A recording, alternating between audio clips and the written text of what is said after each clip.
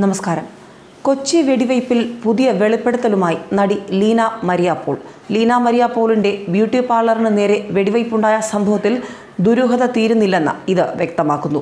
Beauty parlour വെടിവയ്പ് കേസിൽ ഒത്തുതീർപ്പുണ്ടായിട്ടില്ലെന്നാണ് ലീന കേരളത്തിലെ ഒരു പ്രമുഖ മാധ്യമത്തോട് പറഞ്ഞത്. രവി പൂജാരിക്കെതിരായ പരാതിയിൽ താൻ ഇപ്പോഴും ഉറച്ചു നിൽക്കുന്നു. തനിക്കും തൻ്റെ അഭിഭാഷകനും ഇപ്പോഴും രവി പൂജാരിയിൽ നിന്നും വധഭീഷണിയുണ്ട്.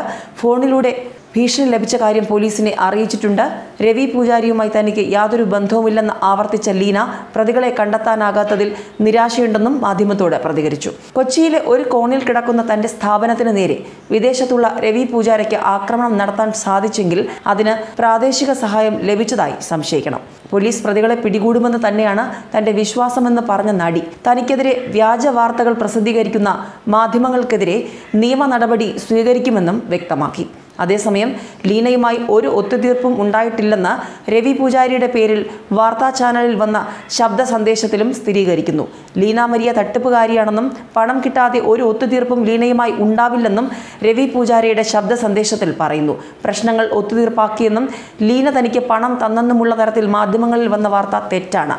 ലീന ആരെയും കബളിപ്പിക്കുമെന്നും ലീനയുടെ കേസിൽ നിന്നും ഒഴിയണമെന്നും അവൾ തട്ടിപ്പുകാരിയാണെന്നും അവരുടെ അഭിഭാഷകരോട് പറഞ്ഞിട്ടുണ്ടെന്നും രവി പൂജാരിയുടെ ശബ്ദ സന്ദേശത്തിൽ പറയുന്നു. ഒരുപാട് ആളുകളിൽ നിന്നും പണം തട്ടിയെടുത്ത ആളാണ് ലീന. അങ്ങനെ ഒരാൾ എന്തിനാണ് പോലീസ് സുരക്ഷ തേടുന്നത്?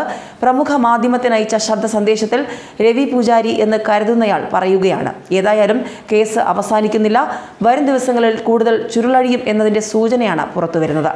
ന്യൂസ് ഡെസ്ക് കർമ്മ ന്യൂസ്.